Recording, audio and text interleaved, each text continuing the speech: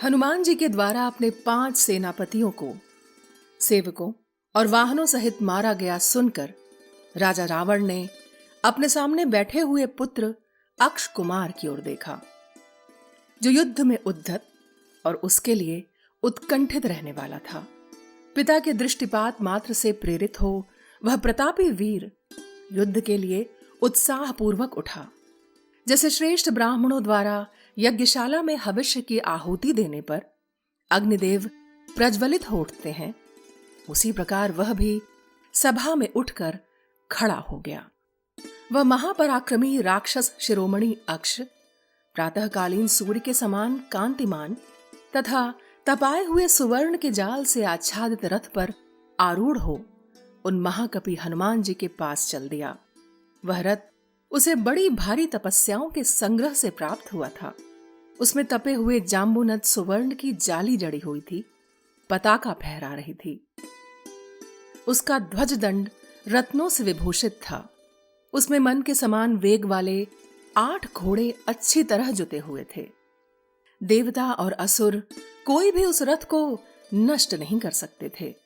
उसकी गति कहीं रुकती नहीं थी। वह बिजली के समान प्रकाशित होता और आकाश में भी चलता था। उस रथ को सब सामग्रियों से सुसज्जित किया गया था। उसमें तरकश रखे गए थे। 8 तलवारों के बंधे रहने से वह और भी सुंदर दिखाई देता था। उसमें यथास्थान शक्ति और तोमर आदि अस्त्र शस्त्र क्रम से रखे गए थे। चंद्रमा और सूर्य के समान दीप्तिमान तथा सोने की रस्सी से युक्त युद्ध के समस्त उपकरणों से सुशोभित उस सूर्य तुल्य तेजस्वी रथ पर बैठकर देवताओं के तुल्य पराक्रमी अक्ष कुमार राजमहल से बाहर निकला।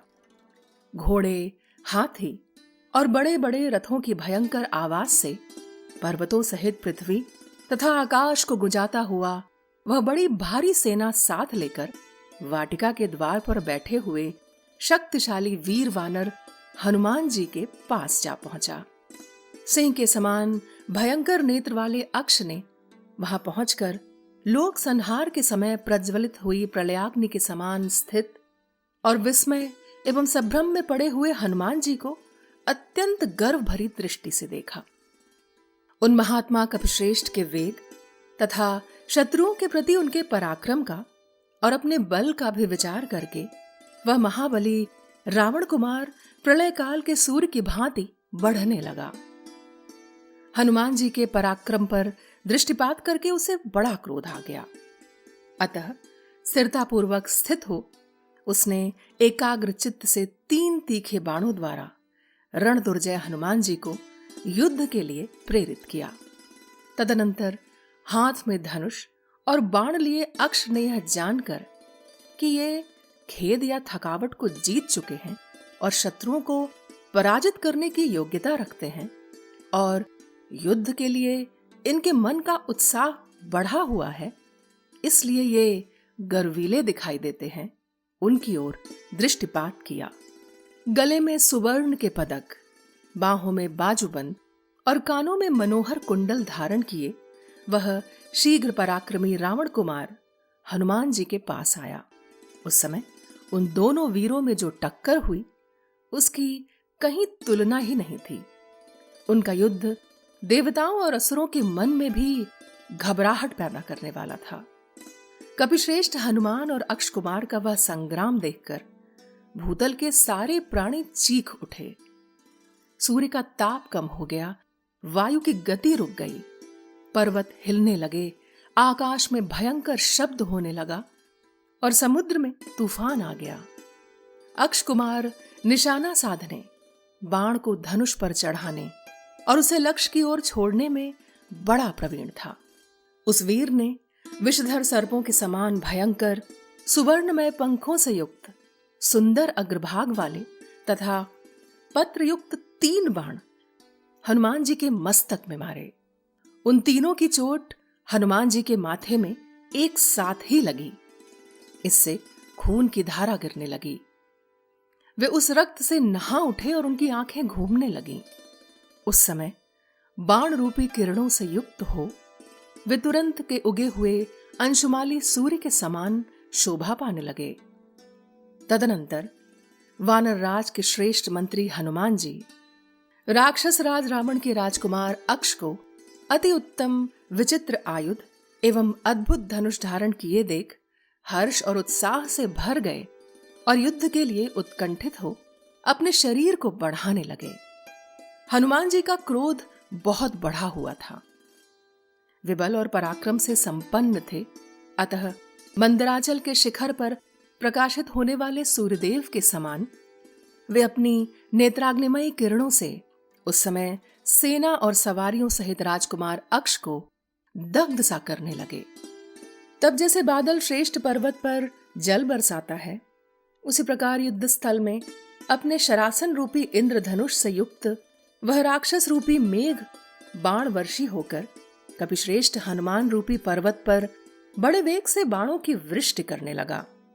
रणभूमि में अक्ष कुमार का पराक्रम बड़ा प्रचंड दिखाई देता था। उसके तेज, बल, पराक्रम और बाण सभी बढ़े चढ़े थे। युद्ध स्थल में उसकी ओर दृष्टिपात करके हनुमान जी ने हर्ष और उत्साह में भरकर मेघ के समान भयानक गर्जना की। समरांगण में बल के घमंड में भरे हुए अक्ष कुमार को उनकी गर्जना सुनकर बड़ा क्रोध हुआ। उसकी आंखें रक्त के समान लाल हो गईं। वह अपने बालोचित अज्ञान के कारण अनुपम पराक्रमी हनुमान जी का सामना करने के लिए आगे बढ़ा। ठीक उसी तरह जैसे कोई हाथी तिनकों से ढके हुए विशाल कूप की ओर अग्रसर होता है। उसके बलपूर्वक चलाए हुए बाणों से विद्ध होकर हनुमान जी ने तुरंत ही उत्साहपूर्वक आकाश को विदीर्ण करते हुए से मेघ के समान गंभीर स्वर से भीषण गर्जना की। उस समय दोनों भुजाओं और जांघों को चलाने के कारण वे बड़े भयंकर दिखाई देते थे। उन्हें आकाश में उछलते देख रथियों में श्रेष्ठ और रथ पर चढ़े हुए उस बलवान, प्रतापी एवं राक्षस शिरोमणि वीर ने बाणों की वर्षा करते हुए उनका पीछा किया। उस समय वह ऐसा जान पड़ता था मानो कोई मेघ किसी पर्वत पर ओले और पत्थरों की वर्षा कर रहा हो। उस युद्धस्थल में मन के समान वेग वाले वीर हनुमान जी भयंकर पराक्रम प्रकट करने लगे। वे अक्ष कुमार के उन बाणों को व्यर्थ करते हुए वायु के पथ पर विचरते और दो बाणों के बीच से हवा की भांति निकल जाते थे।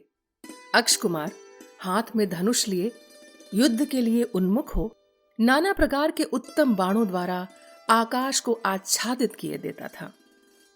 पवन कुमार हनुमान जी ने उसे बड़े आदर की दृष्टि से देखा और वे मन ही मन कुछ सोचने लगे।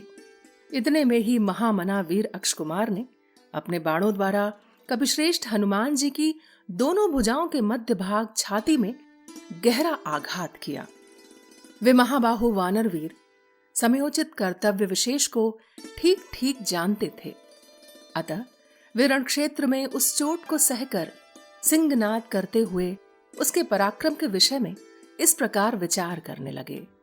ये महाबली अक्ष कुमार बाल सूर्य के समान तेजस्वी हैं और बालक होकर भी बड़ों के समान महान कर्म कर रहा है।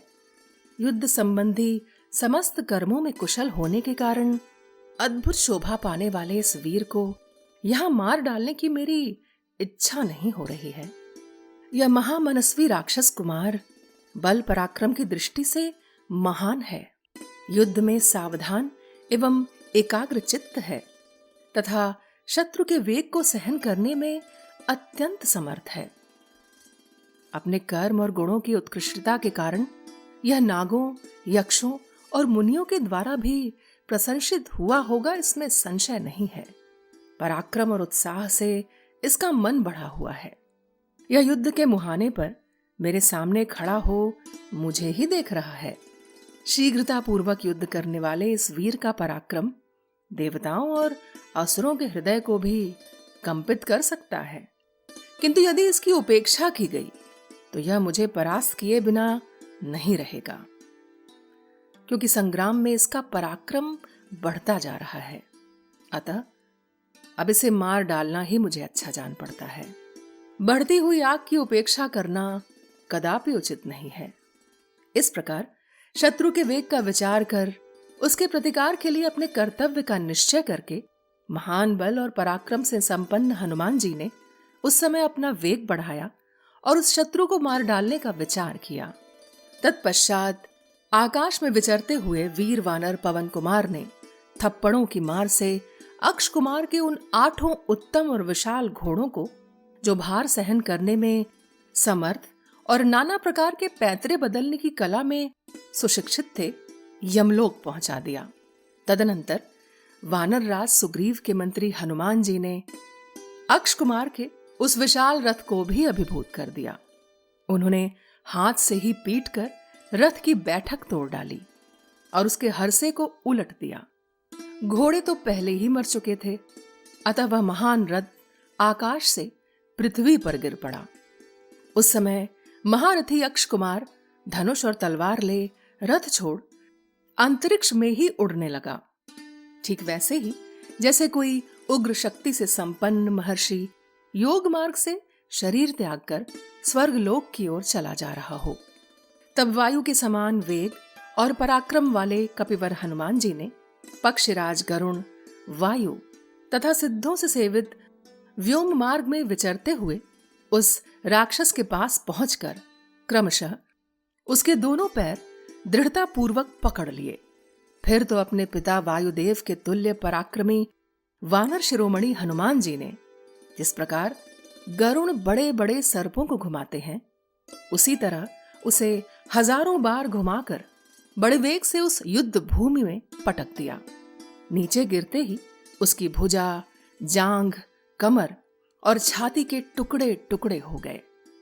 खून की धारा बहने लगी, शरीर की हड्डियां चूर चूर हो गईं, आंखें बाहर निकल आईं, अस्थियों के जोड़ टूट गए और नसनाड़ियों के बंधन शिथिल हो गए।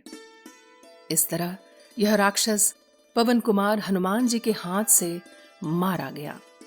अक्ष कुमार को पृथ्वी पर पटक कर महाकपि हनुमान जी ने राक्षस राज रावण के हृदय में बहुत बड़ा भय उत्पन्न कर दिया। उसके मारे जाने पर नक्षत्र मंडल में विचरने वाले महर्षियों, यक्षों, नागों, भूतों तथा इंद्र सहित देवताओं ने वहां एकत्र होकर बड़े विस्मय के साथ हनुमान जी का दर्शन किया। युद्ध में इंद्रपुत्र जयंत के समान पराक्रमी और लाल लाल आंखों वाले अक्ष कुमार का काम तमाम करके वीरवर हनुमान जी प्रजा के संहार के लिए उद्यत हुए काल की भांति पुनः युद्ध की प्रतीक्षा करते हुए वाटिका के उसी द्वार पर जा पहुंचे। इस प्रकार श्री वाल्मीकि निर्मित आर्ष रामायण आदि काव्य के सुंदर कांड में 47वां सर्ग पूर्ण हुआ।